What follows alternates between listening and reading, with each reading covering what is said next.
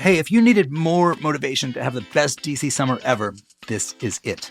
District Bridges' Summer Bucket List runs June 15th to August 15th across DC.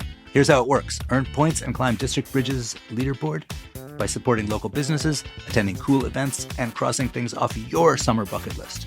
Top players can earn up to $250 in local business gift cards just by visiting pools, exploring museums, and sipping frozen cocktails. It's the ultimate DC staycation. Show some love for the city we call home. Join the Summer Bucket List and celebrate what makes DC truly special. Sign up now and track your progress at districtbridges.org/DC Summer Bucket List. Today on CityCast DC. Listen, we get it. When it's this hot, staying inside with the AC blasting feels like your only option. But don't let the muggy weather keep you stuck at home. July in DC is packed with fun, indoors and out. I'm joined by my colleagues Ashe Durban and Mike Schaffer to give you your go-to guide for making the most of the summer in the city. Oh, and as always with our monthly guides, our sponsor, District Bridges, is joining us at the end for a short chat, this time about their really cool Summer Bucket List Challenge. You don't want to miss it.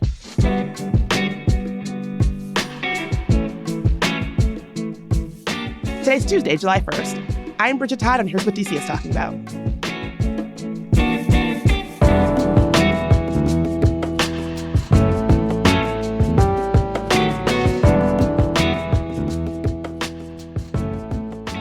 Mike, Ashe, thanks so much for being here. Hello, Bridget. Hey, Bridget. So I'm sure I've talked about this on the show before, but there's something about summer in DC that cranks my FOMO up to 11. There's so much going on. All my friends are posting from the Amalfi Coast on Instagram. Everybody's in Europe somehow. I don't know how. Like, they don't take me. I feel like everybody I know is having a lovely summer in Europe and inviting me to a bunch of events in DC. It's crazy.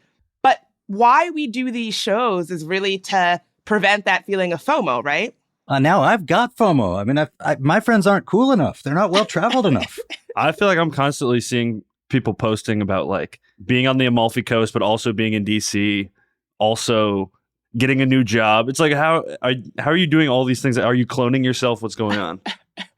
I feel the same way. It's like, how are you simultaneously inviting me to your drag brunch this Saturday, but you are currently in Europe? I don't get it.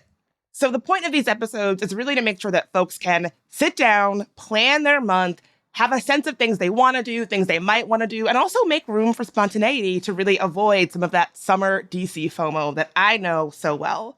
Yeah, you got to plan ahead, as we always say here, especially in the summer, because things will book up. So do either of you have big plans for the 4th of July? No, I've got little plans. I go every year. I wind up going to the MacArthur Boulevard Parade. It's along MacArthur Boulevard, as the name suggests. It's in Upper Northwest. It is like, you know, all of the like local politicians and stuff appear in it. It has all these rando community groups, Friends of the Library, different kinds of affinity organizations.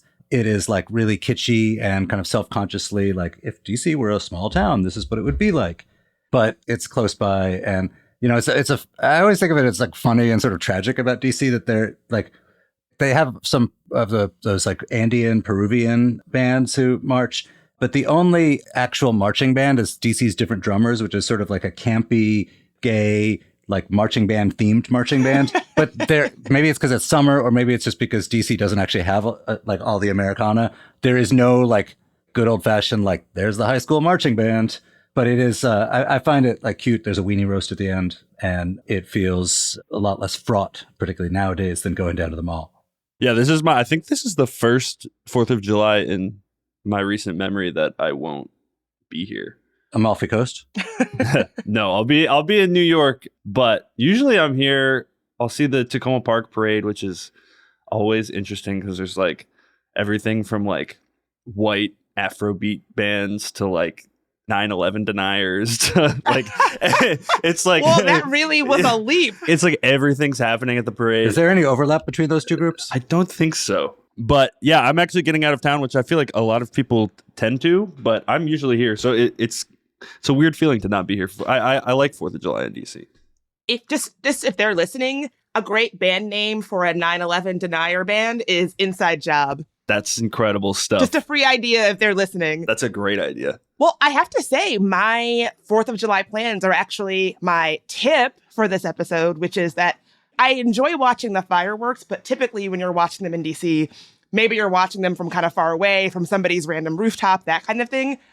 Last year, I took a kayak and a stand-up paddleboard on the Potomac by the monuments, and I've never seen a more pristine fireworks display, to the point where I feel like I never really got the fireworks before that. And so my tip for this episode is that if you want to really make a night of it and really have the prime location for fireworks, I think it really is paddling out on the Potomac by the monuments. So do you have to reserve the boards in advance? Oh, I'm such a dirtbag. I actually own them. You own a paddleboard? So I couldn't tell you. I have a kayak and a paddleboard. So I actually have 2 kayaks. This has completely changed my my image of Bridget Todd. Yeah, I mean, they're inflatables, so they don't take up too much space. But Wait, so is this night kayaking? Oh yeah, definitely bring a light for your. Is that allowed? I mean, everything's allowed on the river, baby. Right, There's no rules out there. Maritime law. Do you have 2 kayaks? I do, yeah. Okay, so you bring a friend. You don't. Yeah, It's bring a not friend. like sad Bridget alone kayaking on the river. Oh, I mean, I've been sad Bridget alone on a kayak. Nothing beats being sad on a kayak on the river by yourself. That's awesome. That's a great tip. I didn't know you could just pop out and jump in with your kayak and watch the fireworks. That sounds so cool. Oh, yeah. I mean, you will not, for 4th of July, you will not be alone. I'll put it that way. But definitely bring a light. Yeah, it's a really good time.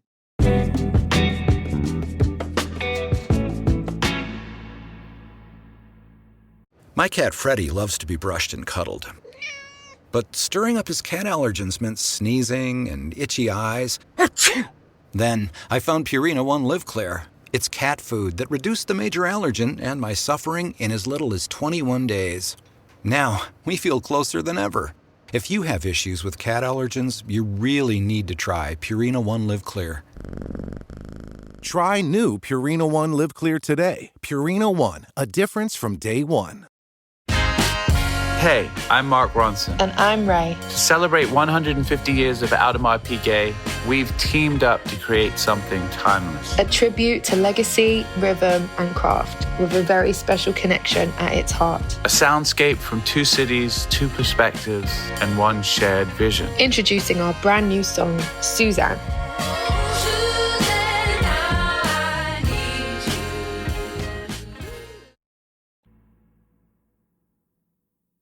Do you all have tips for making the best of July in DC?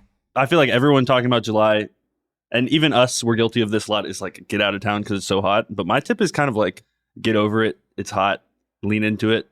I find that lying to yourself about it kind of helps. If you're outside on a really hot day and the sun is really beating on you, the humidity's overwhelming, and you're just kind of like, yeah, like it's kind of like a nice sauna. And I'm going to get through this hour I have to be outside, and then I'm going to sit down with a cold drink. You can kind of trick yourself into thinking it feels good, I find. So I'm saying lie to yourself about the heat and tell yourself it's good, and you might start believing it. Self-delusion. Great tip. Love it. As longtime CityCast listeners know, I'm a DC summer defender. I feel like it's, if you can survive it, it's the thing that separates the locals from the newbies. Sometimes it's easier to be a summer defender than other times. Yes. But look, at summertime in DC, I do every summer since I've been a teenager. I'll go to the concerts at Fort Reno Mondays and Thursday nights, 7:00. It's fun. It's campy. It was once cutting edge. I suspect it's not so much anymore. And then the other thing is, if you want to like summer in DC and you want to like DC in general, take walks at night, late at night. You can see the sort of canopy of trees above you. The city is incredibly green. Even if it's like dusk and you're in Rock Creek Park, like it's still sunny outside, like it feels quite dark. And it's just sort of the day's broken, and it's just a moment where I'm always sort of happy to be alive at that moment, taking a walk at night in a humid southern city in the summer. Well, again, I don't know if I would say DC is the South, but we can move on. We don't have to get into it. I know this is a debate that we have. But I think we can agree on humidity. Yes, that part I will double click. However, I mean, there is something special about these days that are so hot that you've been cooped up in the AC all day, and then finally the relief of being able to go out at night. I actually have a bonus tip for folks, which is that the little old ladies that you see on the street with sun umbrellas, they are correct. I got an SPF umbrella the other day. It helps tremendously. I know it's not hip. I know you don't look cool carrying one. It makes an actual difference when the sun is beating down on you and you have more shade than just a tiny brim of a ball cap. So invest in one. They're very cheap. They make a difference. Do you ever take it out with you on the kayak? No, but I should. It was a recent buy. A little holster. This is going to end with me wearing like one of those umbrella hats, stand-up paddleboard, just looking ridiculous out on the river. Foldable fan. Yeah, foldable fan. I mean, Bridget, I just stipulate, you are one of the coolest looking people in the world of podcasting. So I think you could rock it. If anybody could, it would be you. The point is you got to lean into it and kind of make it fashion, make it a style. I also have a full body mosquito net suit because mosquitoes love me. It's a very cool look. I look very cool out there. It all comes back to lying to yourself, just like my tip.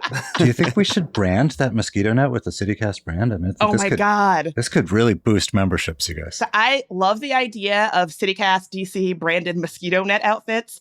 And if you want to be first in line when we release new swag, which we sometimes do, and support the show that we make to really make folks feel more connected to the city that we love, make sure that folks know what's going on in the city, things they might miss, local events, local politics, local culture. What can folks do if they want more stuff like that? You should become a member. It's only $10 a month. You get our events guide. You get ad-free listening. You get invitations to members-only events. And you get to support the stuff that we do. One of our recent new neighbors, David W. Shout out to David W. Thank you, David W. said, of our membership program, I am enjoying great discussions of local policy issues, cultural developments, food, and lifestyle options. The hosts are excellent and the guests are knowledgeable. For decades, while subscribing to paper editions of the Washington Post and New York Times, I would head to the Post Metro section first, where I could see news that felt closest and most impactful for my family and I. CityCast DC offers the same reward. Thank you for that lovely endorsement, David. Wow. Wow, David W. So check out our membership program at membership.citycast.fm. Okay, Mike, you were saying that every July, every summer in DC, you sort of look forward to these nighttime walks to sort of beat the heat a little bit. Ashe, are there things that you do in July in DC where it's not summer in DC until you do these things? Yes. So I was recently watching the Club World Cup, which is taking place in the US this year, and a lot of games are getting postponed because of thunderstorms. And they're talking about how that's weird because like in Europe and other places where soccer's big, like thunderstorms aren't as big of a thing. And I realized that like the thunderstorms we have here are kind of like, you know, obviously it's not unique to DC, but it is something that we have that can be nice and cool. So I looked it up and July is our biggest thunderstorm month. Ooh. There's an average of 7 thunderstorm days in DC. And yeah, I think one of my quintessential summer and July things in DC is like late in a weekday, the thunderstorm hits. It's like pouring crazy amounts. And you go out, if you have a balcony or a porch, and just like sit and kind of put off whatever you were doing. And, you know, maybe you crack an early beer. And it's just nice. It's one of my favorite things, especially like last week. I think, you know, the thunderstorms really broke that heat wave that we had. It's just a nice moment in DC, and it feels like summer to me. I also love a good summer DC storm. We had a doozy this week that really was nice, and it was ongoing, and it came after a real stretch of unbearable heat. So it just felt like relief. It felt like a change. The next day was sort of moody and overcast. I love a summer storm. I do think that DC does. It's like a different thing in DC. Yeah, no, it really comes down, and kind of going off Mike's point about like walking late at night. Also, if you like go on a bike ride or a walk right after a big storm, and like hopefully it's around sunset, like 7:38, beautiful, like prime time DC stuff. So I love the smell right before, that ozone in the air right before a summer rainstorm. But I'm not with you on the bike ride afterwards. I find like that moment when it's like been raining and storming and then the sun's back and you sort of see it steaming off the sidewalk. Again, I say this as a summer defender in DC, but that's one moment I really don't love. Okay, I'm pitching slightly later. Something happens to the sky when it's sunset and a thunderstorm just rolled through where it looks way cooler. So that I'm posting 7:38. Don't do that at like 4. Do you think this is like when poets get together to discuss like upcoming projects? Do you think this is what they're how they talk? Yes, this is what Shakespeare was doing back in the day. Bridget, what about you? Do you have one thing you do every July in DC? Well, it's been a little bit of a while since I've done this, but usually I would try to make some kind of a beach trip. You know, I feel like we're lucky in DC because, you can get to a couple good beaches without too much of a drive. My favorite is Assateague. I love the horses. I love that it feels a little bit less commercial than Ocean City, or a lot less commercial than Ocean City, to be honest. I love that you can camp. I've done camping in Assateague, which is a really good time. Although if you don't like being hot and humid and sweaty and sandy and damp, it might not be your bag, but those are things that I don't actually really mind that much. So I would say it's generally the mark of July is I'm making some sort of a trip to the beach. And if I'm lucky, I'm camping in Assateague.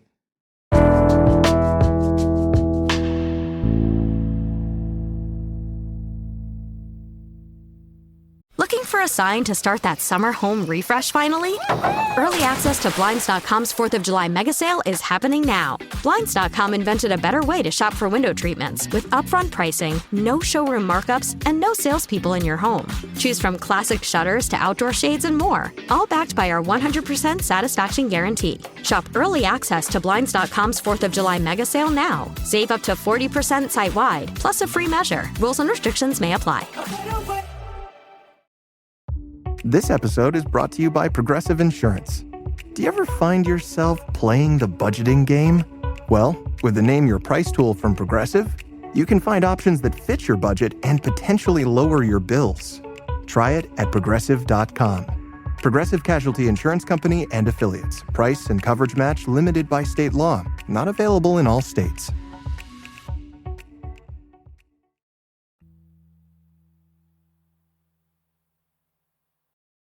So you guys, what is on your actual calendars?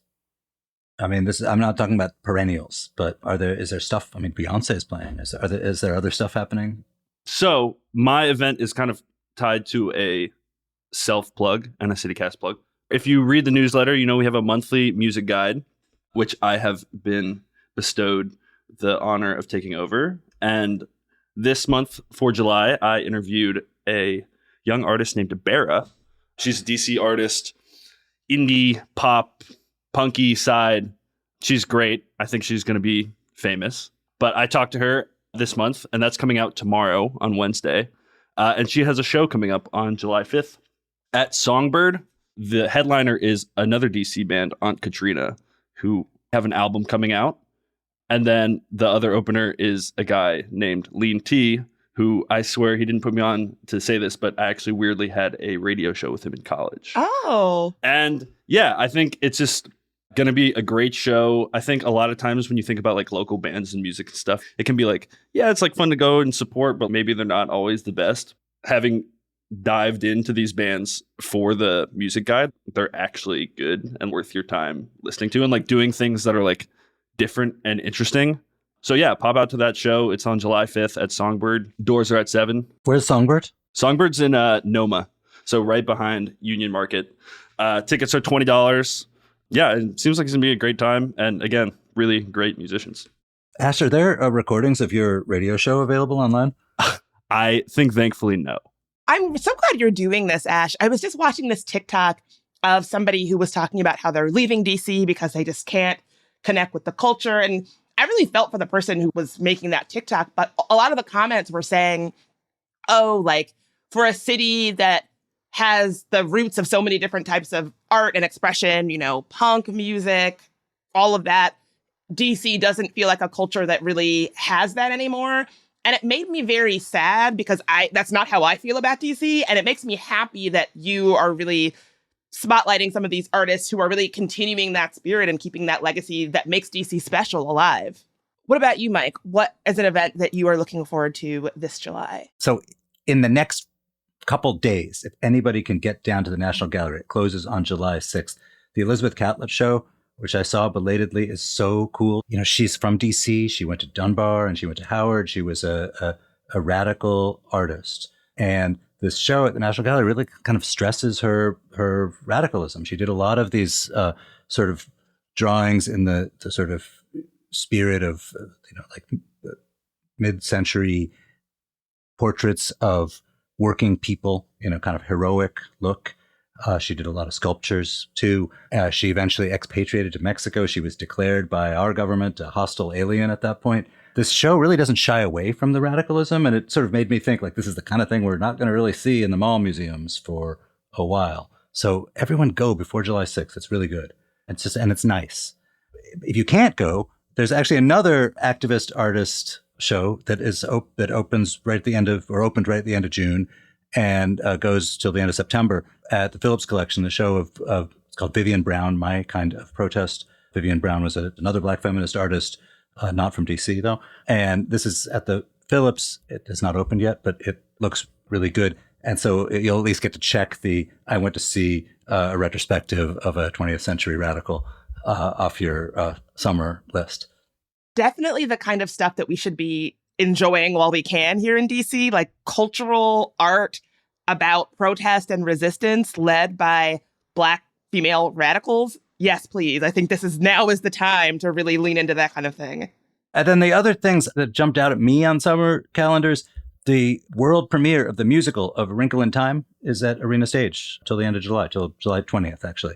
And, we don't have that many world premieres here in DC, and it's not the Kennedy Center. So it seems like a thing that's worth your time. And every summer at the National Building Museum, they turn the center into a great big thing. They made it a ball pit one year, a beach one year. This year, the show is called Momentum Parkour. So Momentum Park and then parens OUR. So it's like a giant parkour space between July 3rd and 20th. Wow. Did you all read A Wrinkle in Time when you were kids? I did. And then read it to kids. Oh, yeah. It's such a classic. That's going to be a fun event. I loved that book when I was a kid. And the idea of getting to see a premiere here in DC on the stage is pretty cool. Are you going to partake in the parkour, Mike? I do not think so.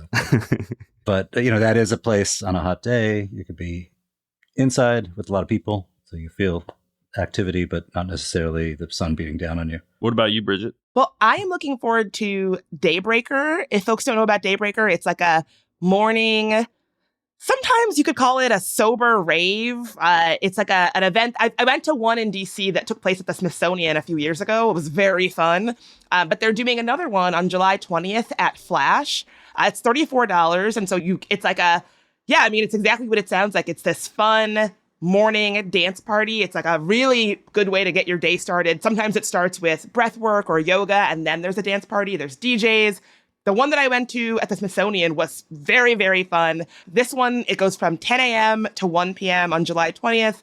Tickets are $35. The idea of getting up early for a sober, coffee-fueled rave, it sounds like it sounds, but having done it once, it was very fun, and I'm excited to do it again. How early? Well, the one that I went to at the Smithsonian started at 7, and it was on a weekday. So that was sort of, You really had to commit to do that one. This one, a little bit better. It's a Sunday, and it starts at 10 a.m. So you could wake up leisurely and go and have your coffee and little workout there, as opposed to having to be I got to be up by 6:30 to make it there by 7. Do you go solo? Do you bring people? What's the vibe? Do people meet each other there? Yeah, when I went last time, I met friends there.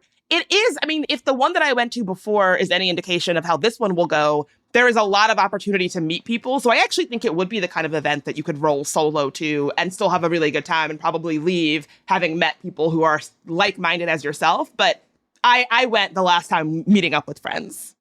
I would say Flash generally, too, is a place where people are down to chat and be friendly.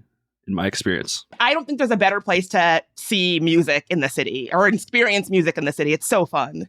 Do you know if it's going to be on the rooftop or is it inside? I think it's meant to be on the rooftop, but with the weather, I'm not totally sure. But if it is and it's a nice day, that's a beautiful rooftop to have a dance party. Well, Ash, Mike, this has been great. I feel like I have so many ideas for what my July is going to look like. Thank you so much for all of this. You know it. Thanks, Bridget. Thanks, Bridget. Today, we've got a couple of shout-outs from CityCast DC neighbors. Catherine F. is shouting out Studio Chic Salon for their heavenly scalp massages. And she says that Rail Record and Books in Union Station is the coolest place to grab travel gifts. Herbert M. loves UB Cafe in Columbia Heights for their variety of cuisines, long hours, and fast Wi-Fi. I live right near there, and I love that place too. And Austin B. loves Snappy's Small Bar in Petworth for the Ritz vibes at dive bar prices. Thanks, Catherine, Herbert, and Austin. Want to share your favorite local business or nonprofit on the podcast? Become a CityCast DC neighbor and send us your shout out. We'll read it right here. Join today at membership.citycast.fm. That's membership.citycast.fm. And listeners, don't go anywhere, because in just a second, we've got a very competitive and very community-oriented DC resident here to tell us about the Summer Bucket List Challenge hosted by our sponsor, District Bridges. It's fun, it's sassy, and there are prizes, so stay tuned. Hey there, I'm CityCast Content Director Priyanka Tilve here with Ian Campbell, a longtime District Bridges volunteer. Ian, I hear that you are a regular at District Bridges competitions. What draws you to them? Why do you keep coming back? So I just love getting involved in the city, whether it's like volunteering or something more fun, like a concert or just something fun to do. Eating food is always fun. So I really like all the unique events around DC. And I thought like a month-long event, you're helping local businesses and you're eating a lot of great food, like just sounded like a super fun thing to do. I really like anything that is kind of like you get outside, you can bike around, explore the city, but you have like this goal to kind of work towards of like, okay, there's like a leaderboard and there's these other people doing it and you kind of meet people along the way. It's a fun thing to do with friends. There's just kind of like a lot of small reasons that add up that make it a lot of fun. Yeah, for sure. I love a competitive way to build community. What are some of the ones that you've participated in? Do you have a favorite? So the main ones, I've done Tour del Taco 2 years now, and I've seen District Bridges at a lot of like Main Street events. I think I've seen them at when Georgia Avenue gets closed off to just pedestrians, I've seen them there, and then also at Art All Night. But Tour del Taco is the main event that I've been involved in. And then right now, the Summer Bucket List that they're kicking off also look like a lot of fun. So I'm starting that now. Really looking forward to just doing that all summer. And so the Summer Bucket List, like basically the way it works is there's a list of things to do around town, businesses to support, and you kind of tick them off as you go. Is that right? It's like a mix. Yeah, there's definitely like an aspect of supporting businesses, which makes sense. But there's a lot of just kind of fun things, like take a picture of yourself riding your favorite DC public transportation option, even if that includes a bike, or do something outside. Like just kind of like there's no really like business in mind for it, but it's just like a fun thing to do in DC, and ideally getting involved with your community or just something fun to do with friends. Yeah. Why do you think these are important? Like, especially right now in the city?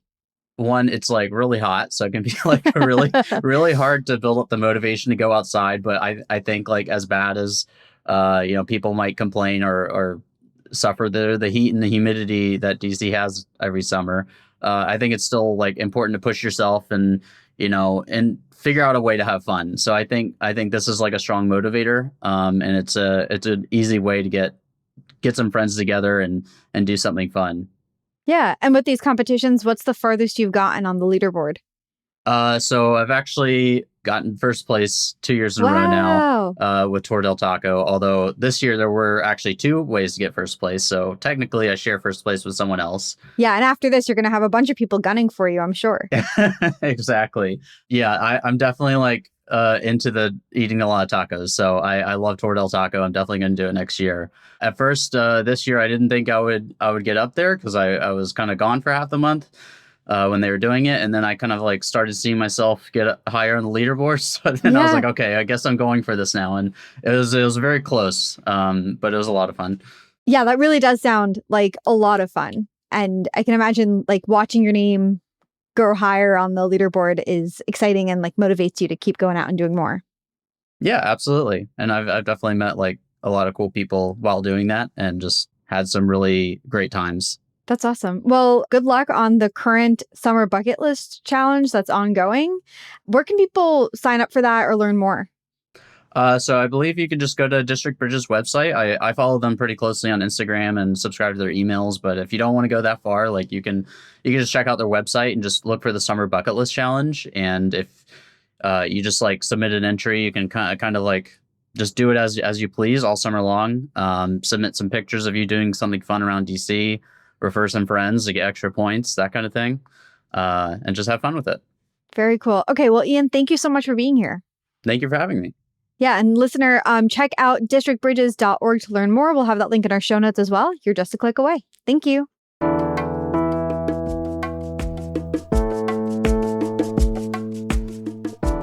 That's all for today here on CityCast DC. If you enjoyed the show, share it with your friend who needs to be delusional with himself about DC's hot weather. We'll be back tomorrow morning with even more news from around the city. Talk to you then.